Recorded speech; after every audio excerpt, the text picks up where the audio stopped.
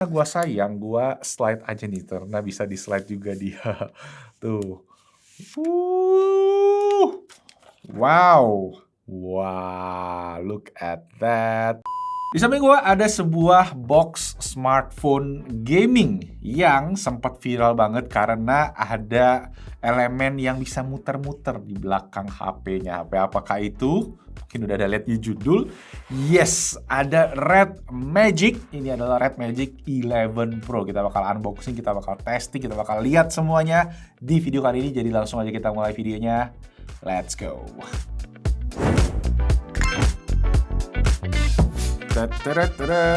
Yes, ini dia, gila. Boxnya gede banget, guys. Ini box buat HP gaming memang selalu wah gitu ya.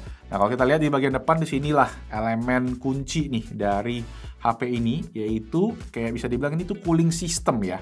Jadi cooling systemnya itu ada air-airnya gitu yang memang bergerak nih di dalamnya.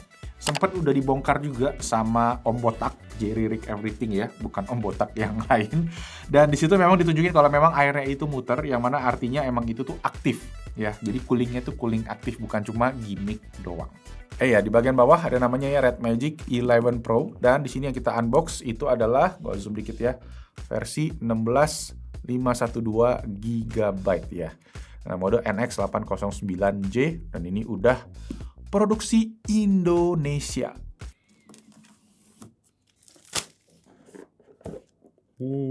Mamma mia. Wah. So, ini dia untuk isinya ya. Jadi kalian itu dapat 2 box yang mana isinya ada HP-nya nih di dalam boxnya, dan ada Shadow Blade Red Magic Gamepad. Yes, jadi kalian dapat gamepad-nya. Jadi proper HP gaming nih ya, bukan cuma sekedar HP-nya doang. Oke, kita angkat aksesorisnya dulu aja nih.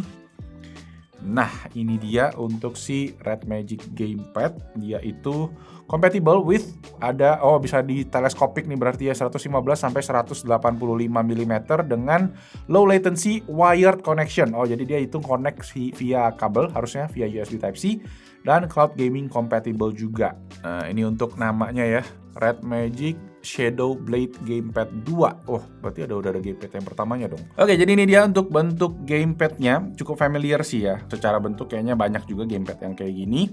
Ada tombol-tombolnya, ada back pedalnya juga nih, back button, ada engrave untuk grip, dan udah ada Hall effect untuk analog triggersnya.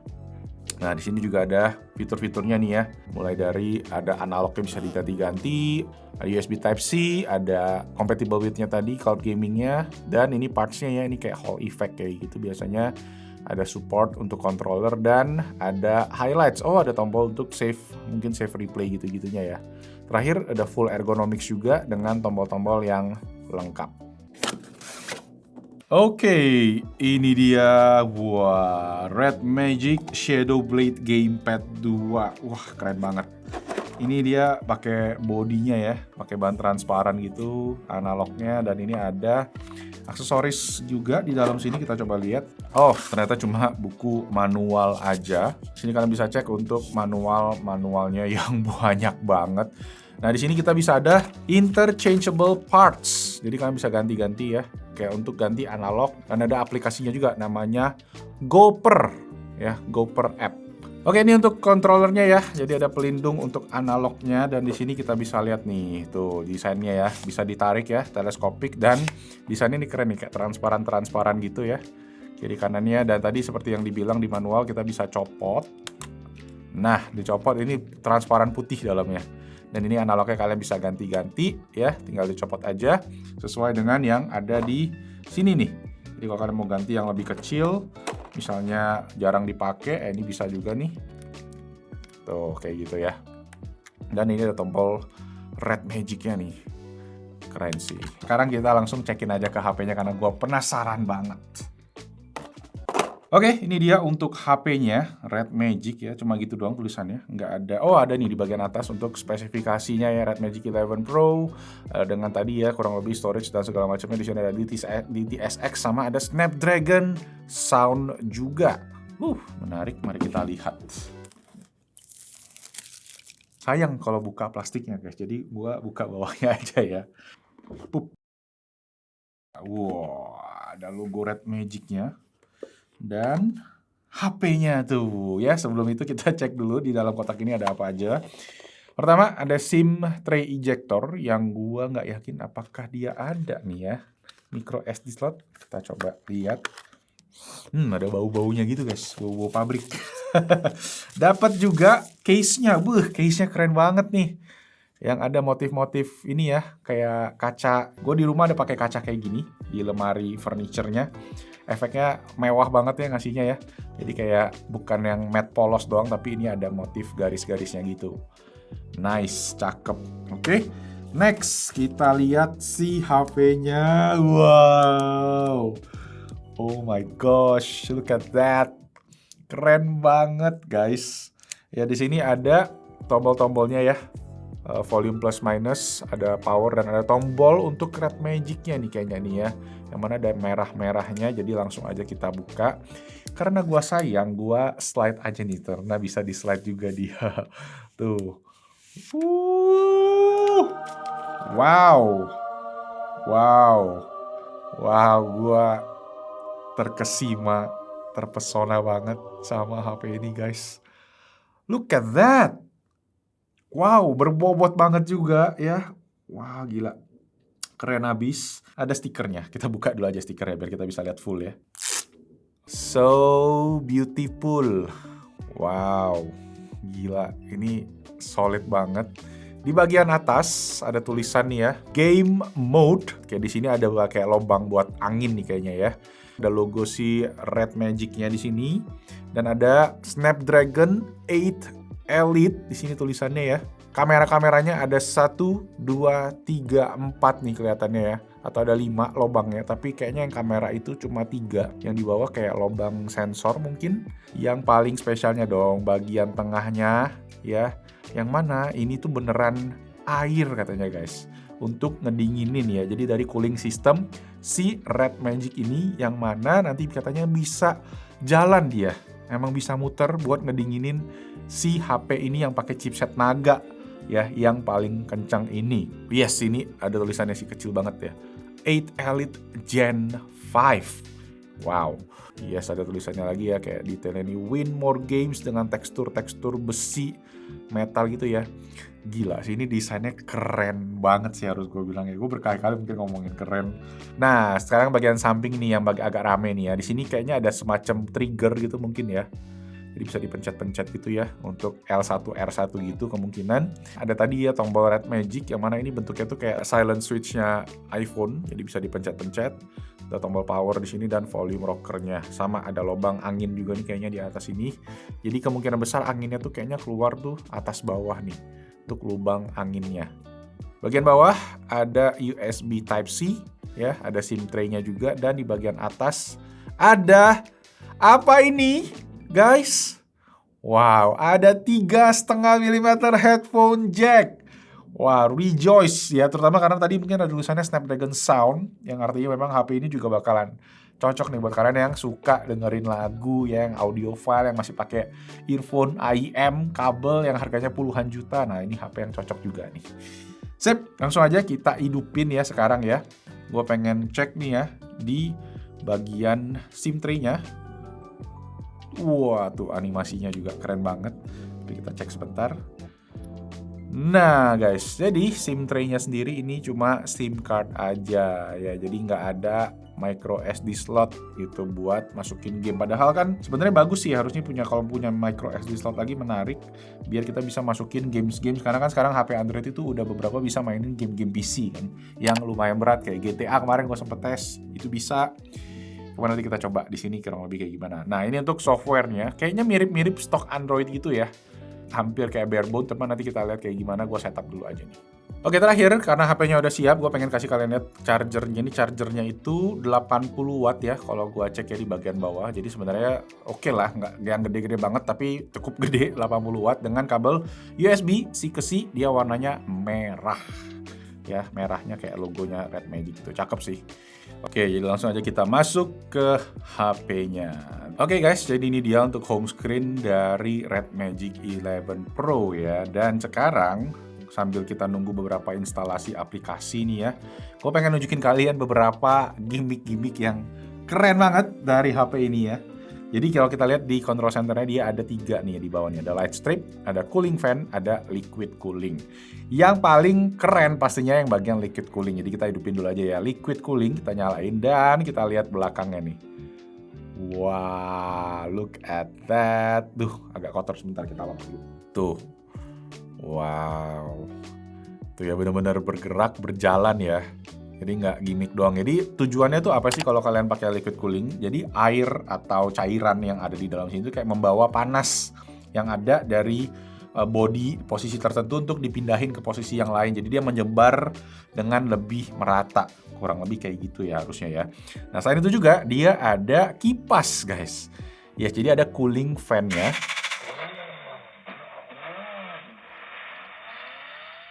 Ada suara kayak ngidupin mobil kenceng gitu. Tuh kayak ada bunyinya sih, kecil banget tapi nggak terlalu parah. Sama ada terakhir nih light strip. Jadi kalau kalian hidupin light strip, tuh kalian lihat di bagian belakang ya. Mungkin lampu boleh matiin deh, coba. Tuh. Tuh, jadi lampunya tuh ada di lubang kipasnya ini nih guys. Ya, ke belakang. Ya, ini kipasnya nih berarti nih. Nah, ini untuk udara keluar masuknya juga mungkin. Nah, ada beberapa lighting mode lagi juga. Kita bisa setting. Nah, di sini juga ada lampunya. Gils, ini keren banget sih. Bisa setting warna merah, pink ya. Ada warna merah juga nih. Tuh. Wah. Dan ada beberapa lagi. Text effect when screen is off. Ini kalau kita matiin layarnya pun juga. Tuh. Oh, ini nih guys. Ya, trigger atasnya juga ada lampunya. Wow. Nah, jadi ini untuk lightingnya. Nah, sekarang gua akan coba install dulu ya beberapa games, aplikasi di HP ini. Terus habis ini kita bakal tes gamingnya gimana, terutama pakai si controller ini. Let's go.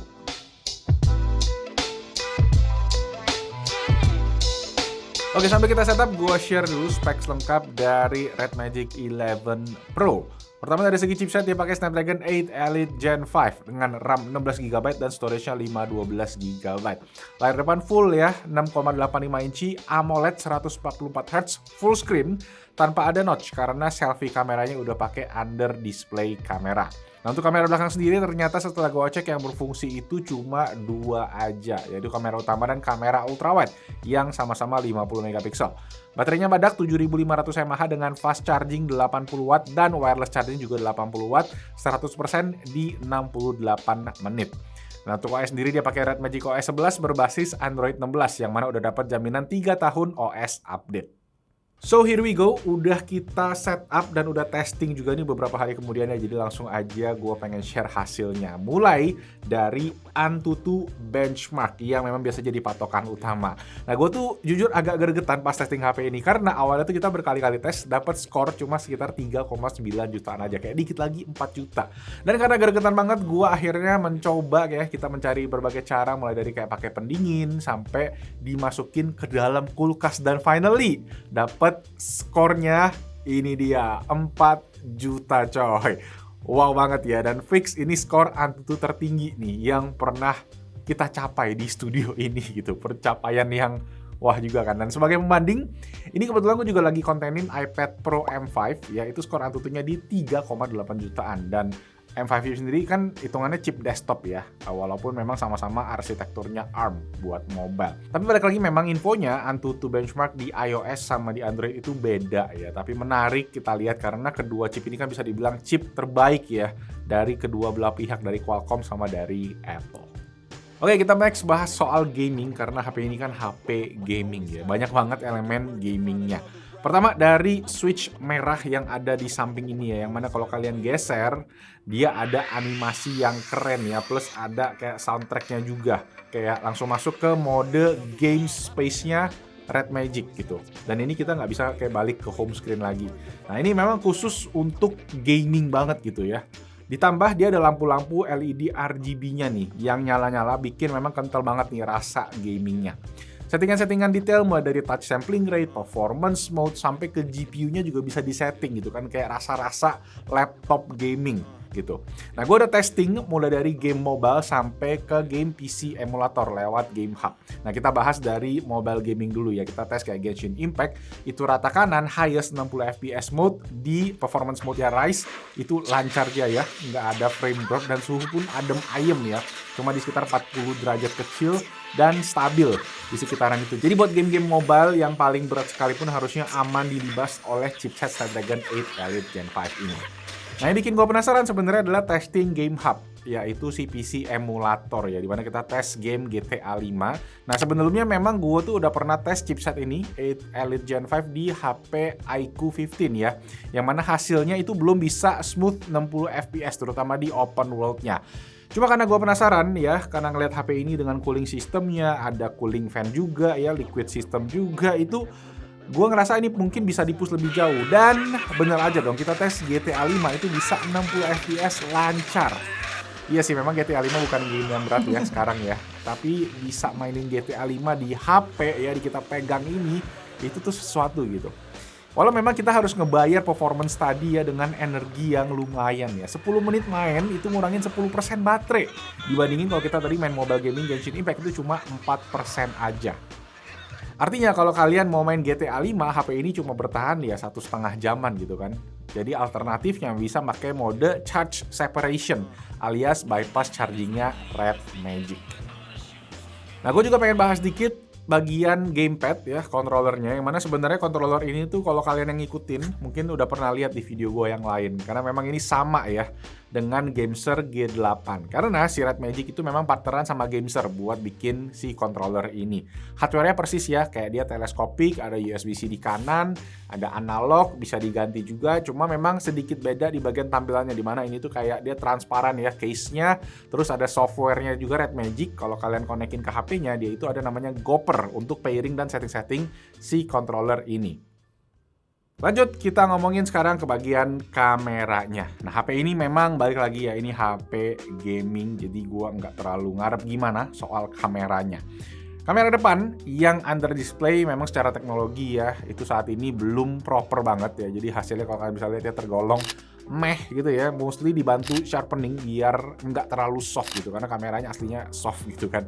Nah, kamera belakangnya juga sebenarnya not bad sih dari segi warna, dari segi ketajaman, tapi memang bukan di kelas flagship ya, terutama karena dia nggak ada si kamera telefotonya.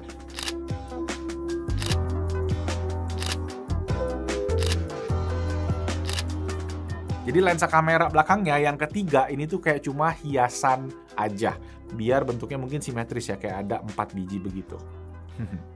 Oke, jadi ini untuk video ya dari kamera depannya seperti yang gue bilang. Hasil aslinya tuh kayak gini guys, agak soft sebenarnya. Dan di video ini dia nggak ada sharpening kali ya, jadi dia hasilnya kelihatan nih kalau emang dia agak soft dibandingin sama hasil foto. Kalau hasil fotonya actually setelah kita jepret dia ada processing kan, yang mana bikin gambarnya jadi nggak terlalu soft gitu loh. Kalau di video ya seperti kalian bisa lihat kayak gini nih kurang lebih untuk hasilnya. Oke, beberapa hal lagi yang gue pengen mention soal bobot, yang mana gue ngerasa HP ini tuh pasti pegang tuh berat gitu. Tapi ternyata pasti timbang masih lebih ringan dibandingin iPhone 17 Pro Max gue. Mungkin faktor corner-cornernya ya, yang dia itu lancip ya. Terus katanya ada aluminium middle frame juga, yang mana dengan standar penerbangan aviation gitu. Jadi bikin berasa bobotnya lumayan pasti pegang. Kemudian suara kipas juga ini agak kedengeran, tapi nggak yang ganggu juga karena dia tuh nggak terlalu high pitch ya. Jadi cukup low pitch, dan kipasnya sendiri ini juga tahan air. Katanya ini pertama kali dari Red Magic, tapi memang IP ratingnya itu cuma IPX8, yang artinya cuma tahan air dan nggak tahan debu. Nah, untuk liquid coolingnya sendiri setelah gua telaah, ini tuh memang rasanya lebih buat ngedinginin baterainya yang gede dibandingin sama chipsetnya. Di beberapa video teardown ya, waktu dibongkar itu bisa kelihatan kalau memang sedikit doang bagian dari si liquid coolingnya ini tuh kena ke heatsink CPU-nya gitu. Jadi mostly memang chipsetnya itu kayaknya didinginin sama si internal cooling fan-nya, dan si liquid coolingnya ini cuma numpang lewat doang. Efek mungkin ada tapi nggak signifikan. Oke, sekarang kita ngomong harganya. HP ini mungkin kalau kalian udah cek ya, udah jual resmi di Indonesia di harga 19 juta untuk retail price-nya. Tapi ada special release price di 17.999 juta dan available di Nubia flagship store-nya Blibli. Bonusnya tadi ada controller yang include di dalam box senilai 1,5 juta. Warnanya juga cuma satu ini aja, namanya Sub-Zero atau silver transparan lah. Gua lihatnya sih ini menarik ya, terutama buat kalian yang heavy gaming, heavy mobile gamers, karena powernya tadi bisa di-push lebih dibandingin sama Snapdragon 8 Elite Gen 5 lain. Design-wise juga ini keren abis ya, dengan liquid cooling yang terexpose kayak gini. Ada cooling fan-nya juga, trigger zone-nya juga kalau kalian yang main-main game kayak PUBG gitu-gitu, dan LED light stripnya yang bikin HP ini kayak gaming banget, one of a kind. Dan gak lupa satu yang gue hampir lupa bahas, yaitu 3,5 mm headphone jack yang bakal kepake nih, bakal menarik buat para audiophile karena di HP ini juga udah support Snapdragon Sound ya. Jadi buat audiophile sekaligus gamers ya, ini nih kayaknya satu pilihan yang bakalan cocok banget buat kalian.